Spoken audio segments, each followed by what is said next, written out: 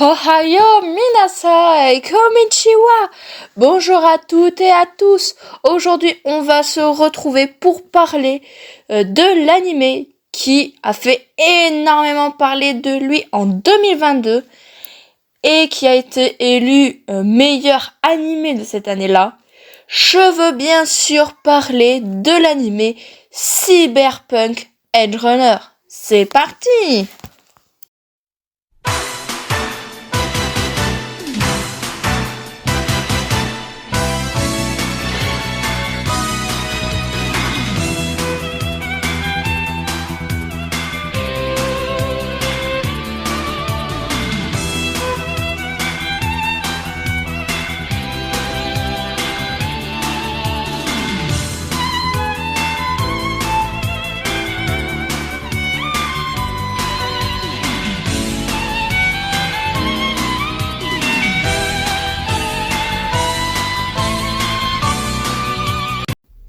Cyberpunk Edgerunner est une série télévisée d'animation polono-japonaise.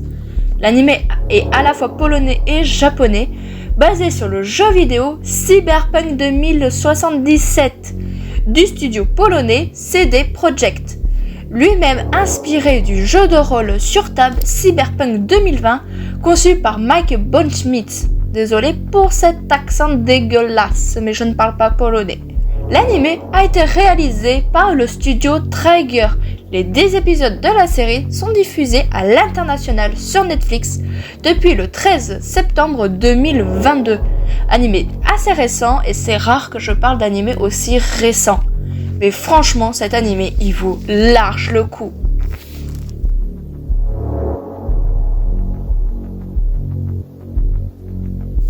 David Martinez vit initialement avec sa mère dans un appartement d'un méga building de Night City. David se retrouve au milieu de fils de corpo alors qu'il étudie à l'académie d'Arasaka.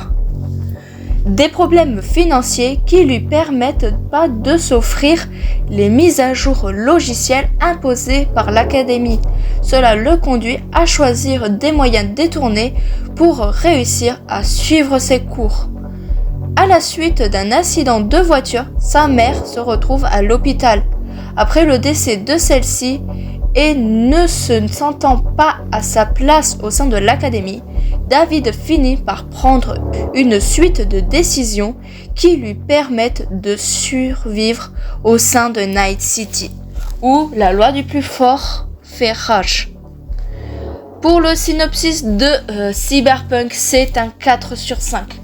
Franchement, c'est une excellente histoire. J'aurais presque pu mettre même 5 sur 5. Mais je n'en ai mis que 4 parce que pour moi, l'anime a un gros défaut. C'est qu'il est beaucoup trop court. Pour moi, 10 épisodes, c'est pas assez. J'aurais préféré que ça s'étale sur 20-24 épisodes, personnellement. Mais franchement, c'est une excellente histoire. Et surtout, on va nous parler par rapport au progrès. À savoir que l'anime se passe en 2077, si je dis pas de bêtises. Et franchement, alors c'est exactement pratiquement les mêmes villes, etc. que le jeu vidéo. On est juste dans un espèce d'univers alternatif, entre guillemets. Mais on voit par exemple que l'humanité a fait d'énormes progrès en termes de technologie, etc. Au point que l'être humain n'est presque plus humain, mais plutôt un cyborg. Mais ça sera contrebalancé par le fait de la régression aussi de l'espèce humaine. À force de vouloir mécaniser le corps humain, la machine prend le dessus sur l'homme et c'est la cyberpsychose. Un thème récurrent dans la série et franchement c'est le meilleur thème franchement de la série, je trouve, à mon sens, où on voit les progrès de l'humanité mais on voit aussi que ces progrès peuvent amener au régressement et que ça serait quand même mieux de rester tel que l'on est actuellement. Donc franchement 4 sur 5 pour le synopsis parce que pour moi ça aurait dû être beaucoup plus développé, surtout le thème de la cyberpsychose.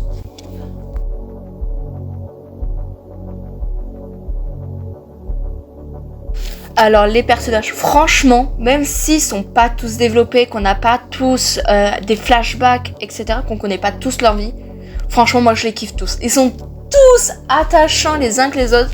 Mais voilà, je vais pas parler de tous les personnages, je vais juste sélectionner les deux principaux pour moi, qui sont David et Lucy. Alors David Martinez a grandi dans les rues de Santo Domingo. Né de père inconnu, il vit avec sa mère dans le méga building H4 de Night City. En difficulté financière, sa mère travaille en tant que MT au centre médical de la ville afin de financer les études de son fils dans l'académie d'Arasaka. Malheureusement, cela reste insuffisant pour permettre au jeune homme de s'offrir les mises à jour des logiciels imposés par l'école.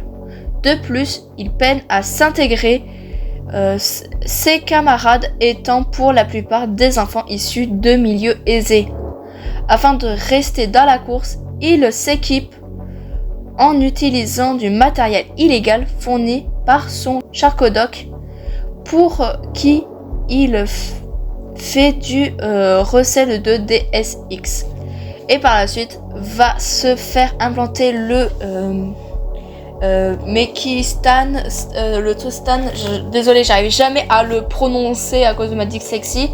Levidistan, qui est une espèce de alors pas exosquelette, c'est plutôt une colonne vertébrale moelle épinière implantée dans le corps qui permet à la personne de se déplacer à la vitesse de la lumière, littéralement. Et franchement, c'est très stylé. Et ensuite, nous avons du coup Lucy. Elle rencontre David alors qu'elle vole des éclats d'individus affiliés à la méga corporation d'Arasaka. Dans un maglev NCART, constatant que le jeune homme est équipé d'un implant Sandevistan, elle en déduit que c'est celui qui était destiné à son ami Edgerunner Main. Lucy, franchement, c'est un personnage que j'ai adoré, franchement. Elle aurait mérité de gagner le prix de meilleur personnage féminin. Très clairement. Mais bon, c'est dommage, c'est Anya qui a remporté, mais c'est... Voilà, Lucy, franchement, je l'adore.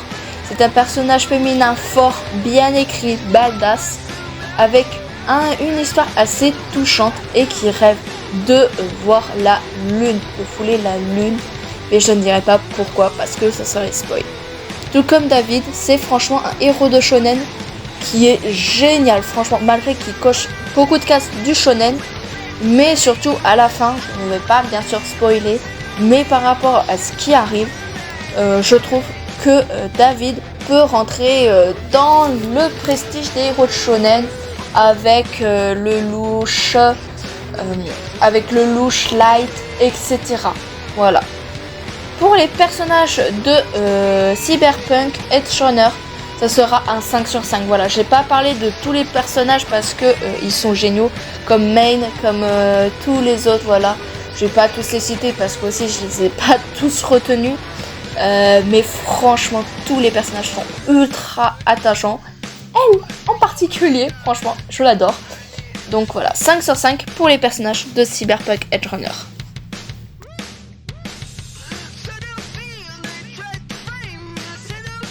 Alors, l'animation de Cyberpunk, franchement, il n'y a rien à dire. Bien sûr, c'est toujours le studio Trigger. Le studio Trigger, j'en ai parlé avec Kill la Kill, avec Gurren Lagann.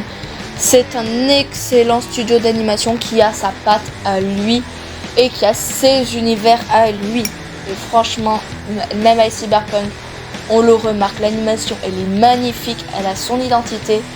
Tout comme quand David utilise le Sandevistan, franchement c'est génial, c'est pépite, les déplacements et tout. Même un autre qui a aussi le même style de déplacement plus tard, c'est quali de ouf. C'est quali de ouf, franchement. Donc 5 sur 5 pour l'animation de Cyberpunk Edgerunner, c'est amplement mérité. Ça a fait un excellent taf. C'est dommage qu'il n'a pas gagné le prix de meilleure animation cette année, mais on va dire que face à lui, il y avait Demon Slayer, donc voilà, mais il n'y aurait pas eu Demon Slayer, je suis sûre qu'il aurait gagné le prix de meilleure animation.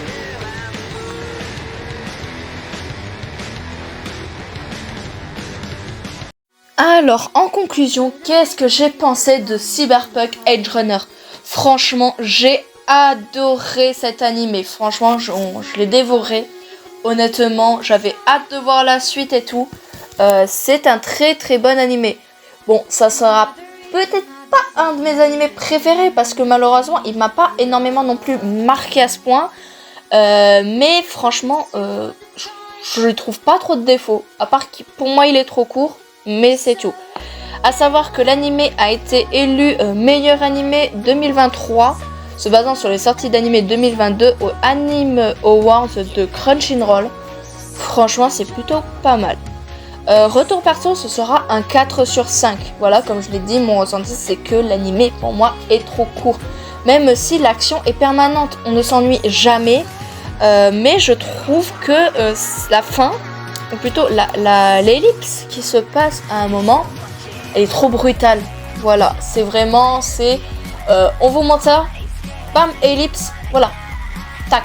C'est par exemple, c'est comme si pour One Piece, Band de Ace, bam, on se retrouve 2 ans plus tard. Voilà, sans nous dire rendez-vous dans 2 ans à Shibata Sabondi avec l'entraînement, etc. C'est pareil, c'est la même chose, voilà, c'est comme si on faisait ça. Donc c'est un peu frustrant. Il touche pour genre action, drame, science-fiction et pour thème cyberpunk. Pour la note finale, c'est un 18 sur 20, bien entendu, c'est un excellent animé. Je vous le recommande, il est disponible sur Netflix. Si vous n'avez pas Netflix, bien entendu, je suis gentille, je vous mets un lien en description pour aller le voir en toute gratuité. Par contre, je le précise, les liens que je mets ne sont pas très légaux. Donc, c'est vous qui voyez. Voilà. Moi, sur ce, je vous dis à la semaine prochaine pour une nouvelle vidéo. C'était Koléa de Planète Manga. Allez, Jana!